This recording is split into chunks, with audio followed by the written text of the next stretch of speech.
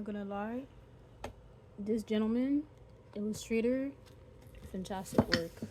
I mean the word as well, but play chess, not chessers. This guy, illustrator, but as you can see, he is genuinely a painter. This is literally from no way 1921. Look how fucking fantastic that is. And yeah, okay, ChatGPT and whatever, they can create art, but it's inspired by the real thing. And the one thing I admire the most about this gentleman is not just the attention to detail, the technique. It's how it actually looks like things that you would see. And because it does, there's so many ways to connect. You don't need to like one of his paintings or one of his illustrations, but you can see this and be like, well, our families don't necessarily look like that anymore in terms of the numbers.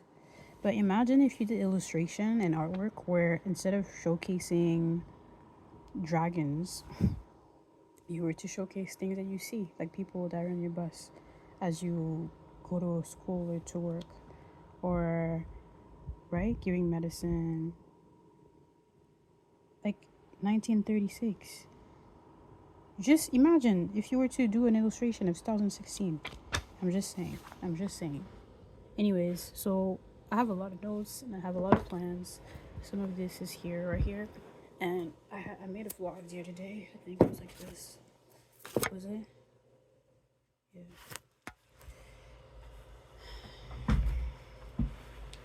And I think it was in French, but I took the time to say that actions speak louder than speeches, and that my great intentions don't really matter if I just write it down.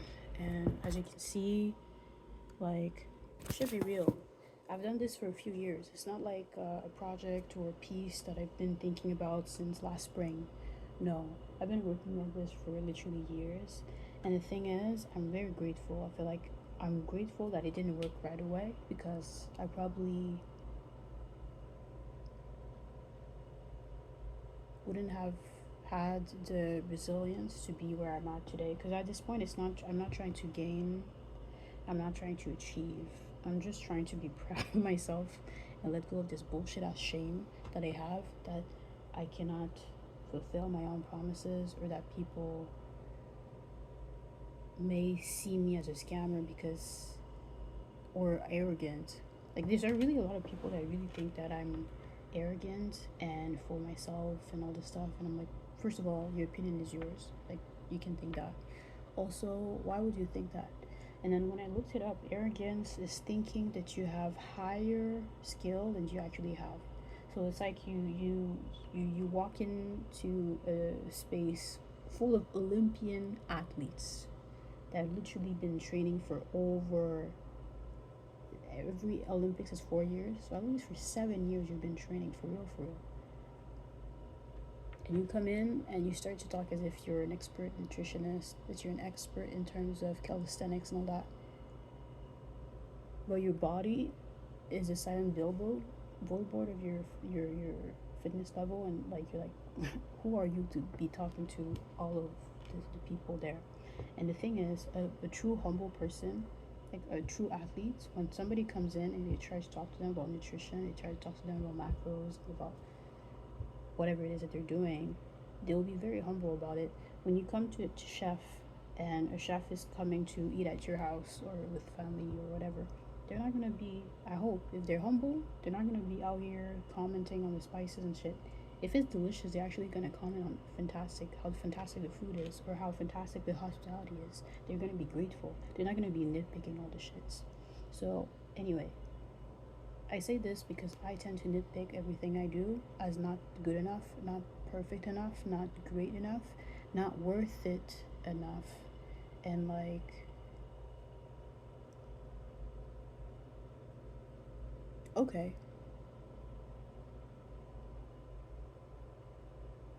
if you look at the illustration I just showed you, and I was to do a real quick illustration in 3 seconds, there's somebody that would say, there's a lot of people that are able to do like one line drawing and they sell it for $75 a centimeter and or 7,000. Okay, that's great. That's okay. That's fantastic. I just know that the kind of art I want to do that always brought me forward and wanting to turn the page, or brought me forward and get the book and start to read, that brought me forward is because I saw those magazines, Si tu m'étais comté, like years ago, and they had beautiful illustration. I have to look it up. I have to look it up, but give me a sec. All right, it's a friend of mine that lended me this, and I never got it to give it because I was like, oh, I'll give it to you. I'll give it back to you when I start. And I started to with this piece. Yes, everything is a line. I don't know if it's gonna zoom in or not. Anyway, this is architecture. It's very interesting, very beautiful. I was chatting about how I was tired to draw portraits. It's like, well, one of the things I always enjoy is actually the intricacies of artisans throughout history. And it's fantastic and very interesting to see how religion has always used the what you call them,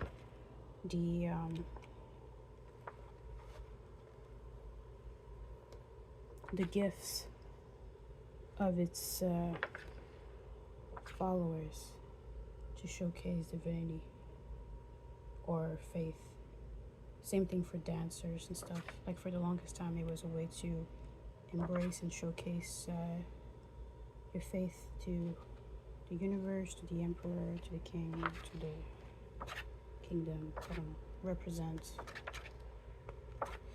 the embodiment. But let's skip that. And yeah, the thing is tout comté. You see these illustrations? It used to be $1. We'll see what if there's a year in there. 1971. The illustrations were freaking fantastic. Ooh, Sen, il y a la baleine géante. Sen used to be my favorite. Et il y avait des affaires comme j'aime lire.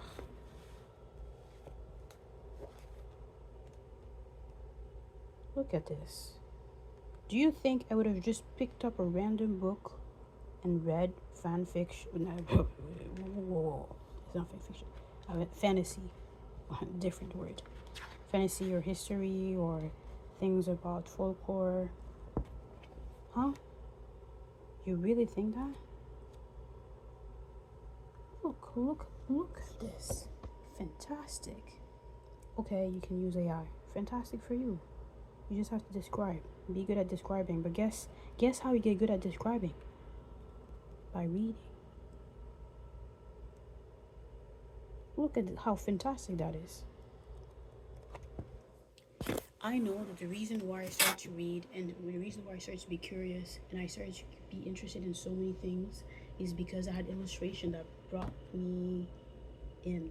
Same thing with articles and whatnot. And one of the things that freaking bothers me is that sometimes it's all about marketing. It's not a lie. It comes in for the apps we use, the things that we select at the grocery store, the packaging and whatnot. I'm not out here because I'm trying to like just be doing something cool because I feel like, no, I'm like, this guy, I don't know, this man, this woman, this team of people that did those illustrations, I believe we're still here today. The 70s is not that long ago. But it is possible very easily to believe that some people that have read this as a child are literally no longer here today. And the only reason why I'm had the grace and privilege of being able to read these is because somebody kept them in their I was about to say the basement, grenier upstairs, above upstairs. I forgot the term for that in English. Anyways, listen.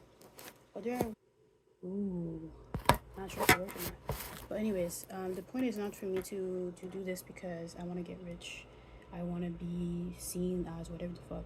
Because no offense, when you say to people that you're an artist, they laugh at your face. I rather say that I'm a product manager, which is the truth, or like if you frame it from a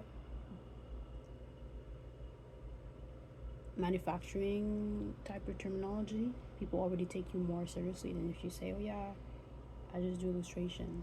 If you say, "Je travaille en graphisme," it's better than to say, "Oh, I do graphic on my iPad." You know. And at the end of the day, it doesn't really matter what I say. It doesn't really matter that I even showed you all this. I'm just kind of in this space that like you only have one life, and I was kind of shitting myself like that the belief of wanting things is a seed.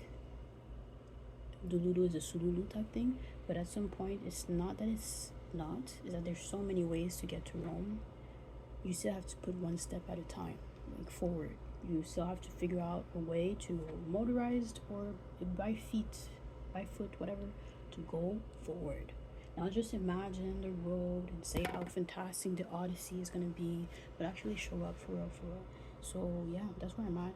I'm grateful because my neighbor actually got me some greenery. So I'm gonna try to install it above here, like above.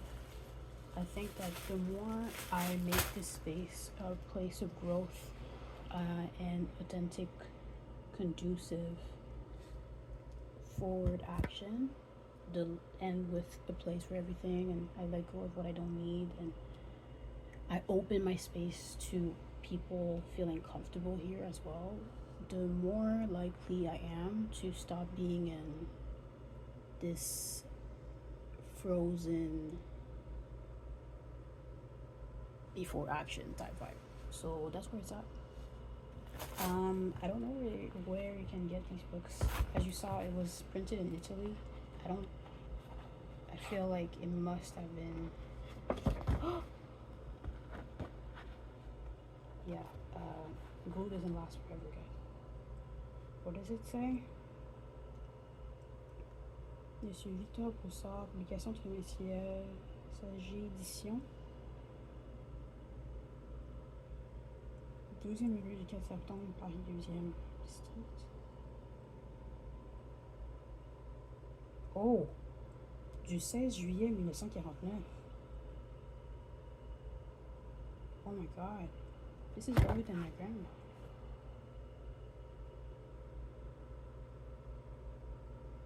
God damn.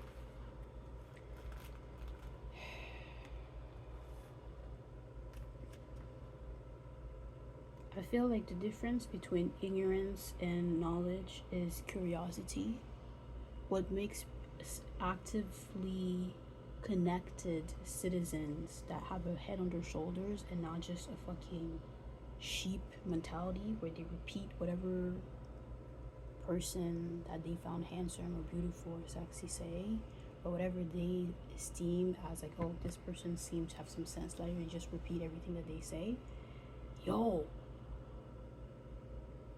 you need a sense of like discernment, and if you can't have it from the word, and you can actually have access to all this information, but you don't know what the fuck is truth or what the fuck is actually valid, sorry for cussing, because you believe that people are just gonna tell you where to go, at some point, my friend, you're gonna have to listen and read and notice and make contextual, logical assumptions that will make you clarify where the message that is being shared with you is actually trying to go. What is it actually being showcased by this? And the best way to do that is by reading fiction. But how can you read fiction? How can you read article about any scientific or logical historic epopee if you're not even curious? You're like, oh, that's boring, I don't want to know that, I'll just listen to a video one time. It's okay. What makes you listen to the video? What makes you listen to the video? because it has a cool, because it's not too long, because it's actually long, because it seems interesting, or it seemed legit, right? That's all the marketing of how it's been presented and packaged to you that makes you want to take this apple rather than this apple, because this one is more red than the other. Without knowing, you don't know. Maybe the level of red of this apple is so fake, like you're gonna take a bite and you should have taken the yellow apple instead. I don't know, I'm just telling you shit.